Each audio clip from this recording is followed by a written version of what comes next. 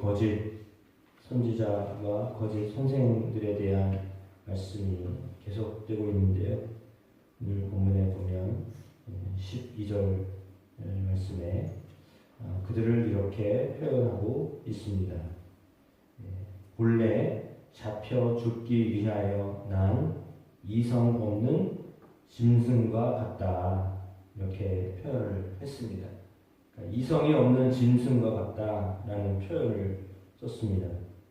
그러니까 왜 그러냐 하면 알지 못하는 것을 비방하고 그들의 멸망 가운데서 멸망을 당하며라고 썼거든요. 그러니까 본인들이 알지 못하는 것에 대하여서 비방하는 그걸 보니까 그들은 이성이 없는 짐승과 같다. 이렇게 표현을 썼습니다. 그러면서도 구체적으로 설명하는데 13절에요. 불의의 값으로 불의를 당하며 낮에 즐기고 노는 것을 기쁘게 여긴다라고 했습니다. 그러니까 현재를 즐기는 사람들입니다. 그러니까 이제 이것을 어떻게 보아야 되는가라고 하면 현재는 육적인 즐거움 그것을 다시 말하면 자신의 육적인 만족을 위해서 쾌락을 위하여서 절제하지 못하는 사람이라고 그렇게 보아야 될 것 같습니다. 그러니까 현재를 너무 중시 여겨서 다가올 미래에 대하여서 성경이 말하는 심판에 대하여서 전혀 준비하지 못하고 있는 사람들로 그렇게 보고 있습니다. 그러니까 낮에 즐기고 기쁘게 여기는 사람이다 라고 했거든요. 그래서 연애를 할 때에 믿음이 연약한 사람들을 유혹하기가 쉽다라고 했습니다. 그러니까 낮에는 매너도 좋은 것 같고 사람들에게 혹할 만큼 이렇게 잘하는 사람처럼 보여지고 그리고 아마도 그런 이 음식을 먹고 즐기는 시간에 농담도 잘하고 말도 잘하고 사람들에게 인기도 있고 이런 류의 사람들로 보여집니다. 그래서 그들은 그렇게 사람들 간에서 다른 사람들에게 다른 사람들을 유혹할 정도로 말도 잘하고 또 사교성도 있고 또 이렇게 잘 노는 사람으로 보여지는데 그러나 그들의 속임수로 즐기고 놀게 된다라고 하는 것이죠. 함께는 하고 있는데 그들은 14절에 음심이 가득한 눈을 가지고 범죄하는 것을 그치지 아니한다라고 했습니다. 이렇게 사귀는 이유가 있습니다. 사귀는 이유는 뭐냐면 음심이 가득하여서 자꾸만 그들로 하여금 범죄하게 하는 것에 그들은 초점을 맞추고 있다라고 하는 것입니다. 그러니까 보면 육체적인 쾌락, 먹고 즐기고 그리고 또한 성적으로도 그런 것을 마음에 두고 있는 사람들로 보여집니다. 그래서 굳세지 못한 영혼들을 유혹하여 탐욕에 연단된 마음을 가진 자들이다. 저주의 자식들이다.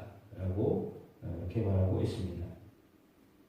그래서 이단이나 또 잘못된 진리를 잘못된 이야기를 하고 있는 사람들의 속 마음은 바로 그렇다라고 하는 것을 말해주고 있습니다. 이것은 실상은 겉모습으로 볼 때는 호탕하고 잘 놀고 또 잘 어울리고 하는 모습이지만 실상 그 속에는 탐심이 있고 탐욕이 있고 영혼들을 유혹해서 잘못된 길로 걸어가는 저주의 자식들이다 라고 말하면서 15절에 그들이 바른 길을 떠나 미혹이 되어 부올의 아들 발람의 길을 따르는도다. 그는 불의의 삭을 사랑하다가 라고 했습니다. 그러니까 불의의 삭이라고 나와 있죠. 앞에도 불의의 값이다 라고 써 있습니다. 또 뭐냐면 돈을 밝힌다는 것입니다. 궁극적으로 돈이 목적인 사람들이라는 거죠. 그러다 보니까 잘못된 길을, 바른 길을 떠나서 발람의 길을 따라갔다라고 말하고 있습니다. 발람은 역시 마찬가지로 하나님께서 그에게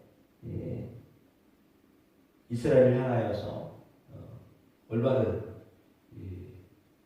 예언의 말씀을 하기를 기대하셨는데 발람의 경우는 그렇지 못했다라고 하는 겁니다.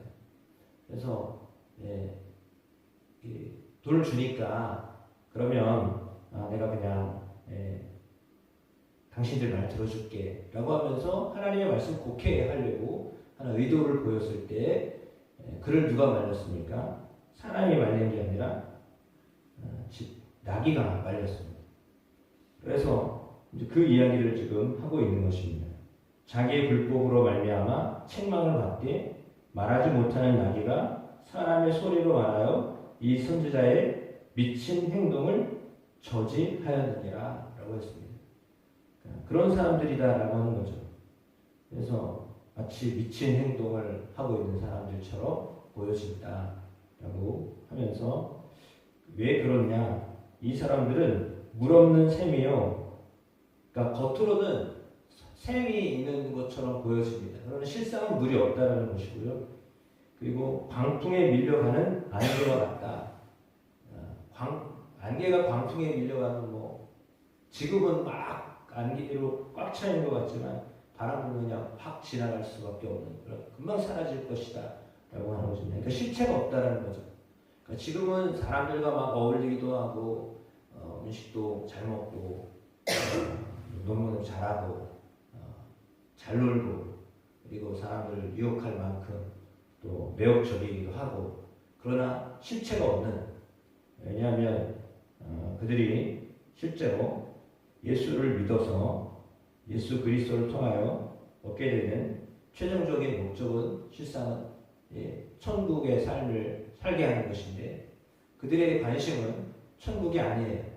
그냥 지금 여기서 즐겁게 살다가 가면 된다라고 하는 식의 그런 교훈을 가지고 그걸 전파하는 사람들이기 때문에 천국을 이야기하지 않냐고 심판을 얘기하지 않냐고 지옥을 이야기하지 않는 멸망에 대하여 언급하지 않는 그들의 모습은 마치 거짓된 사람들과 같다라고 말하고 있는 거죠. 그러니까 분명히 그들을 위하여 캄캄한 어둠이 예비되어 있다 이렇게 말씀하고 있습니다. 그들이 허탄한 자랑의 말을 통하며 그릇되게 행하는 사람들에게서 겨우 피한 자들을 음란으로서 육체의 정욕 중에 유혹하는도다 라고 했습니다. 그러니까 이제 궁극적으로 그들의 목적은 그냥 세상 속에서 즐기다 사는 것, 즐기다 가는 것 그것이었다라고 하는 것입니다. 그러니까 현실에 충실한 것은 좋지만 그러나 너무 현실에만 그냥 이 관심만 가지고 살게 하는 것. 그래서 미래, 다시 말하면 우리가 가야 할 하나님의 나라에 대해서는 언급하지 않고 예수님이 오셔서 사실상 증거하셨던 부분은 하나님 나라인데 하나님의 나라에 대해서는 관심 없고 지금 여기서 내가 어떻게 하면 그냥 만족하며 살고 즐기며 살 것인가 거기에만 연연했던 사람들처럼 그리고 돈을 좋아하고 음란한 것을 행하고 하는 그들의 모습들 그것은 분명히 그들에게 자유를 준다 하여도 자신들은 멸망의 종들이니 누구든지 진 자는 이긴 자의 종이 됨이니라 라고 말하면서 그들은 실상 멸망의 종들이다 라고 이렇게 언급하고 있습니다. 따라서 20절에 만일 그들이 우리 주 대신 구주 예수 그리스도를 알므로 세상의 더러움을 피한 후에 다시 그 중에 얽매이고 지면 그 낮은 형편이 처음보다 더 심하리니 의의 도를 안 후에 받은 거룩한 명령을 저버리는 것보다 차라리 알지 못하는 것이 도리어 그들에게 나으리라 라고 했습니다. 그러니까 복음을 전해줬는데도 불구하고 그들은 전혀 복음의 사람으로 살지 않고 있다라고 그렇게 말하고 있는 것입니다. 의의 도를 안 후에 받은 거룩한 명령을 저버리는 것보다 차라리 알지 못하는 것이 도리어 그들에게 나았으리라라고 하는 것은 복음을 들었는데요 전혀 변하지 않은 것을 의미합니다.